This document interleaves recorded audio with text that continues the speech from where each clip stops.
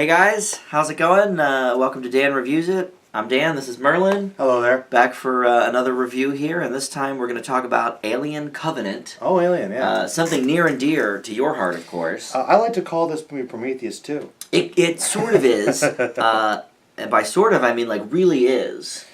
But Yeah. also...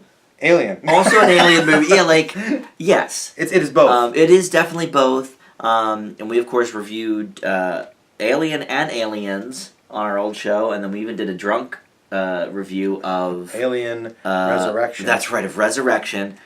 What a terrible movie. And we've also discussed Prometheus, too. And we did Prometheus. Yeah, I don't know if that was maybe it was a full review. Old classic? I'm pretty sure... It may have been a new classic. I'm pretty sure it was. Or at the very least, very possible. We discussed it a lot. Yeah. So, this basically picks up where a little after Prometheus, I guess, left off. Like 10 years or something? Yeah, not too long. And one of my favorites, Danny McBride, takes over the lead role here, lead male role. He's one of the crew members. I can't stand him. He's Tex. Tex, I think yes. his name is. Because he's got a cowboy hat on. Yes, so they call him Tex. Could you stand him in this? I thought he was okay. He's okay. I thought he was alright. To be honest, I thought he was okay in this. He's okay. I think he's worse when he's trying to be funny. Ironically, he wasn't doing too much comedy in this. I know he's most known for his comedies. Pretty seriousness, though. He's one of the few memorable characters. Yeah, well, that's very true. That's very true. So, we have the Fassbender character in a new version here. Same model, different model, but similar face. Yes. It's not David. No, it's I forget what his name is. It's been a while since David. It's not David, but it's David Point 2. And then David is also in it. But David from Prometheus comes back, and yes. It's very similar. You know, they got the whole distress beacon thing. Right. Let's go down to the planet, and then we find the ship from Prometheus that they took correct. But what's her name? And we find out what happened to the Prometheus. And the scientist is gone there, but David's still around. Yes. And so we kind of get answers, sort of, to Prometheus, but not really, because, how should I put this? David kind of orchestrates a way of eliminating the answers so that we do get answers about how the xenomorph is created. Yes. And I think that's interesting. But as far as answers in regards to the origins of the xenomorphs and everything around them, it's about as vague as in Prometheus. Well, and that's the thing. Like, this is a lot like Prometheus in the respect that there's many questions, so few answers. And doing a little digging, I kind of could forgive a couple things and understood a couple others better. All right. So, all right. Well, I'll say this too. Yeah. As you know, I kind of have mixed feelings about Prometheus. Mm-hmm. Like, I think it's a well shot movie. I think it has some really cool ideas, some good acting. But there's also a lot of really dumb writing in there. Yes, and dumb characters. And there's littered with a lot of dumb characters, which I think this has kind of a lot of the same problem. A little bit, yeah. You know, and the one thing I will say is that one of the weird motivations of David that I thought was very weird in the Prometheus was he kind of starts orchestrating the virus and messing with people, and you're not really sure why. Yeah. This movie, you know why. Yes, you find everything out with that, which is good. Which I liked that. Yeah. Yeah. What was weird about this, just from a, I guess, production standpoint, is I had always heard, like, okay, well, they're going to make this instead of Prometheus 2, but then, they're still going to make Prometheus 2, but then obviously now they're not going to, because what else needs to be said? No. You're right, this is Prometheus 2, the weird thing, you're right, there's been a lot of weird production stuff behind the scenes with this. There was going to be, Ridley Scott wanted Prometheus to be its own thing. Yes. But they still were going to do an alien movie, which I think they're still doing one with Sigourney.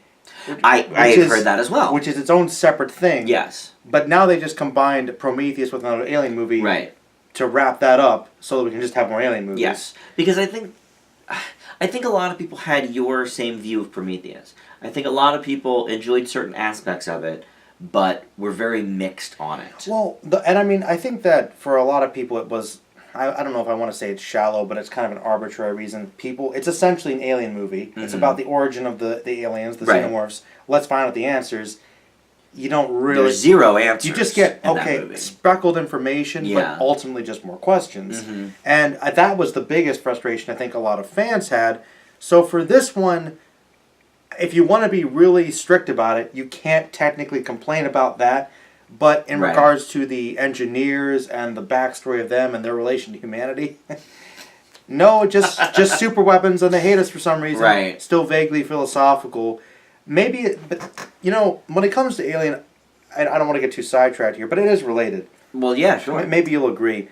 I think one of the reasons why the first Alien, one of my favorite movies, is so affected as a horror movie, and the second one to much of the same extent, is because the alien monsters are so fundamentally scary because they're so creepy and evil, but they're essentially just animals designed to kill, and we don't know why. There is no explanation. You're right. It's just a horrible thing out in space that's trying to kill you, and that's what makes it scary is there isn't a motivation. Right. It's just this horrible thing, and it's nightmarish. And I think you could argue that maybe trying to give them an origin might temper that a bit and make them less scary, which I feel like this movie kind of does. I think it cheapens it a little bit. I do agree that on a fundamental level, that this movie is not as scary as Alien or Aliens.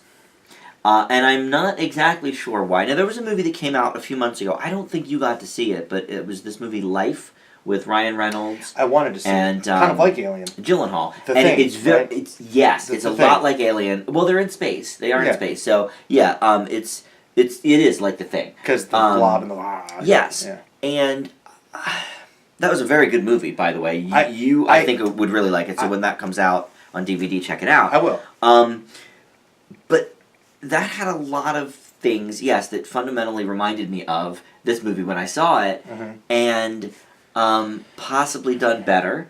I think it was a scarier film, and I don't know, I didn't really think about that aspect of it, that we sort of know the aliens' backstory a little bit here, and that maybe dampens the scare factor. I think that's one thing. I think you're right. Let me offer a suggestion, maybe, and maybe you can see if you agree or not. I think this has been a problem that the movies have been having as they go on, is that because you see the aliens in light, and you see them get killed easier, and you see them be less impressive, they're less scary. Yeah. Like, there were some scenes, I saw it with some friends, one positive to the movie, the gore is quite excellent. I had to turn away a couple times. The scares... That's for sure. The scares for that, just from the gross out factor, were scary. Yeah. But... the way, like, you have the classic, John Hurt has the alien come out of the chest, and it's just like, right, of course. It's just kind of his head sticking out, and it's kind of creepy.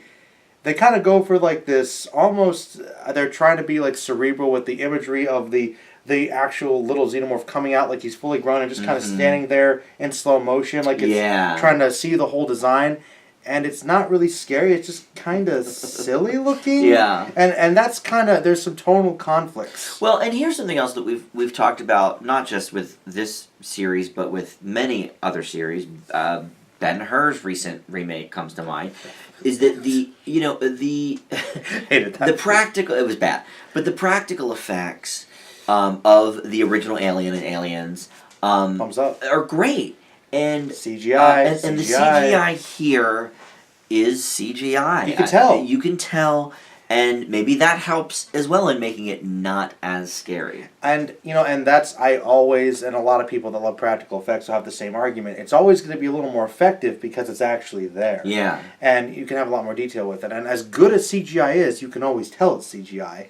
And even the main monster, the main actual xenomorph you get to see, it's all CGI running around, and it's because it's moving around so fast and often fully exposed, like it was when they're on the plane. They saw it in the trailer attacking it. It's just not as scary as if it's in a hallway and it's just kind of coming out to grab you. Right. It's just not as effective.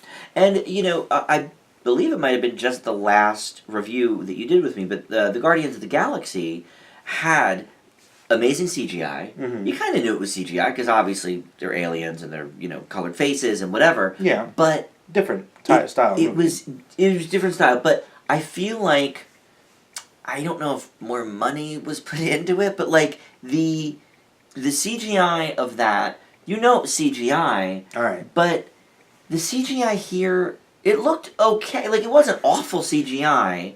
We're going to do another review here in a little bit about Pirates, and we can talk about that CGI. But here, I just think the practical effects in the first Alien were so much more well done. Well, they're kind than of the CGI of this movie. They're one of the sci-fi horror movies that's kind of a standard for good practical effects, and I agree. I think maybe it's because of the designs of the creatures don't require a lot of detail. The CGI. Okay, well, let's be honest. Just throw it up. It's not going to be as good, and this is obvious. You bring up a good point. First of all, the movie is often very gray and dark, so you can hide the fact that it's bad CGI. Take Guardians of the Galaxy, vibrant colors, lots of detail, Disney money, which we know brings people to life from the dead with CGI. Yes, comparing the two, Disney's got to have the pinnacle of CGI. You're right. So but I mean, this is an alien movie. I mean, it's not like, use practical effects. Joe Blow, with his first sci-fi movie. I mean, this is one of the, as you said, it's one of the great practical effects examples, but it's one of the sci-fi / horror classic franchise. Yes, masterpiece franchise. So you think there's no excuse for the standard not to be a bit higher? To be honest, yeah. I mean, like, I don't know. Honestly, I hate to say it, but even Alien Resurrection had a lot of practical effects that looked more real than this did. It's true. That might be true. Not the CGI, perhaps. Yeah. But I mean, I don't know. Listen, here's the thing. I'm not gonna harp on it too much. I'm kind of. This seems like a real like. Like a real like. Let's hamper on this movie. I actually liked this movie. Okay. So, yeah, I don't mean to steer people in the wrong direction. Oh, okay. Well, please explain. There were things about the film that I liked. Okay. I liked some of the acting, the characters. Okay. The whole David, non-David thing. I think Fassbender was really having a good time with the role and played it well. Yeah. I'm a bit hit or miss on the Fass. But I thought he did a good job here, and he did a good job differentiating between the two characters. Yes. With not a lot of different makeup, and I mean, he had different hair, I guess, and but just if you close your eyes, the tone of his voice for either was completely different. No, I'm not. And I really appreciated that. I'm not going to deny it, man. Fassbender did a really good job playing both android characters and making them distinct. Yes. That was impressive. And I thought that was probably the most memorable aspect of the film. Yeah. I thought some of the action sequences were well shot. Yeah. I thought, I go back and forth on Ridley Scott.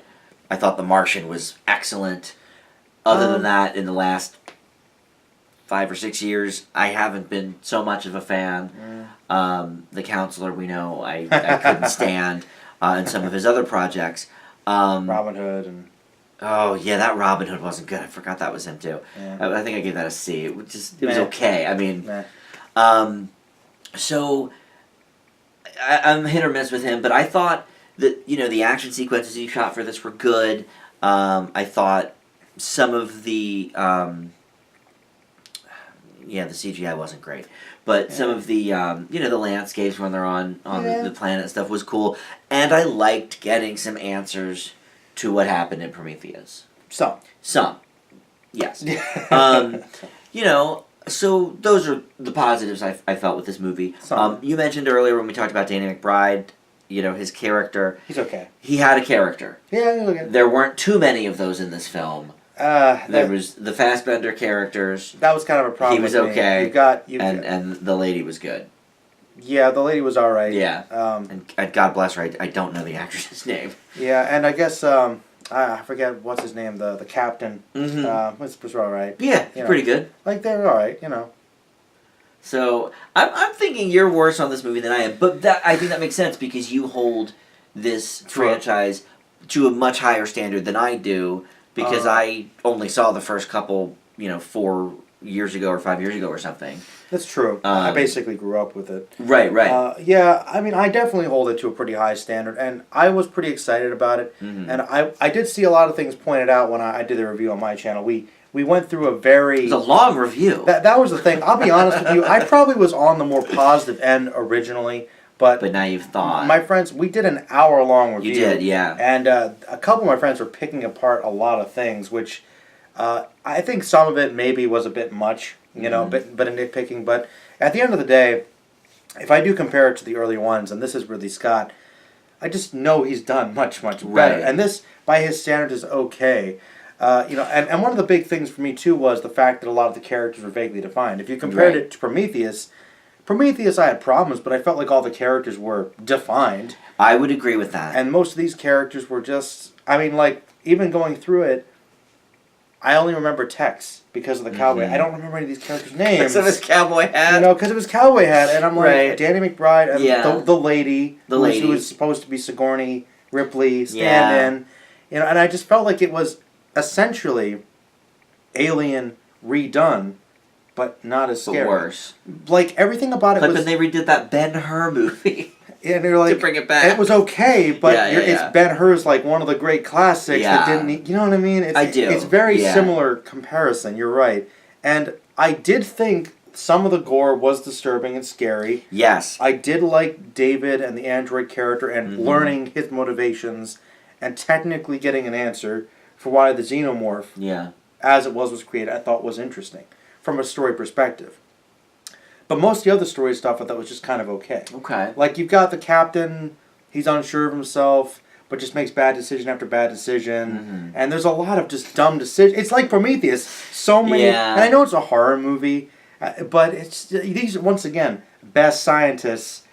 Yeah. So many dumb decisions. You're right. It's one of those little things that I have a hard time getting behind. And well, look, I think we can both agree, as well as everyone on the planet, that Alien and Aliens are in the A+ range for sure. Yeah, they're great movies. And everything else has fallen by comparison. Now, I gave Prometheus, I think, a B+, and then possibly in retrospect a B. I think I might have given it like an A- originally. Yeah, something in that a little range. high. I really liked it, but it's kind of like a Nolan movie. I was gonna say Dark Knight Rises. The more you think about it, it just bothers you. And I love the cinematography and the acting, and I like the themes and the big sci-fi ideas, and it is creepy.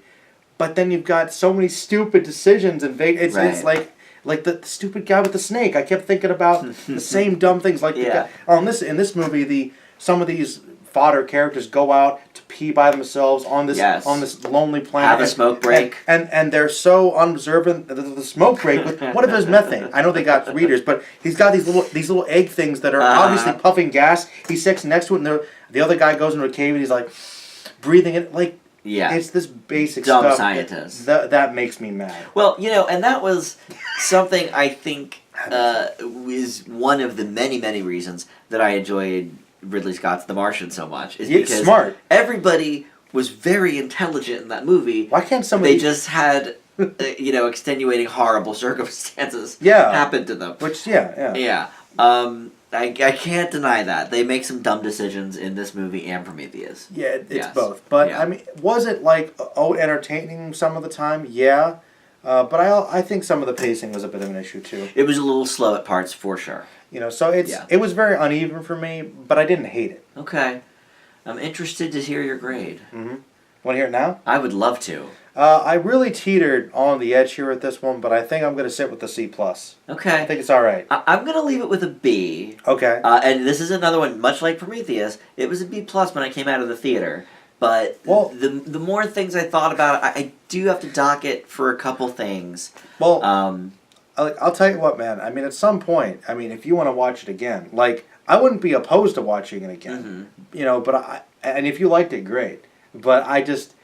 I think that's a good way to put it. I liked it. I'm glad. I'm glad you liked it. I didn't love it. And I thought it was okay. Yeah.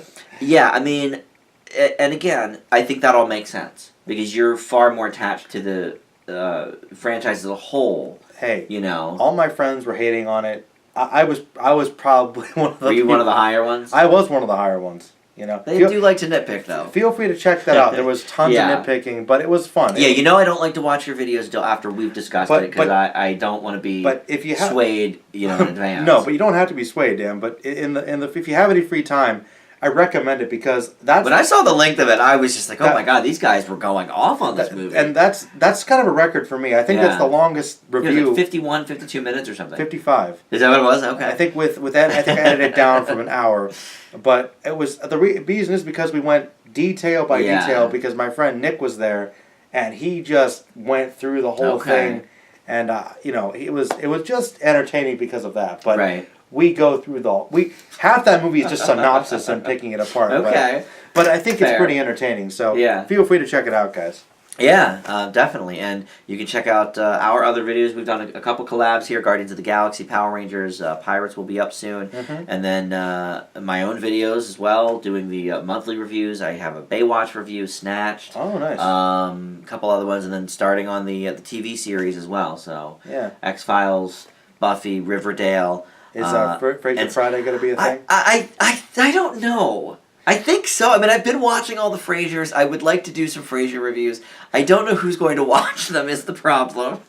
Well, you know what we could probably do? We'll see. Maybe at some point, if you want, we can just have kind of a general Frasier discussion. A big one. I do enjoy a big Frasier discussion. Might be something that you can release on a Friday. There you go.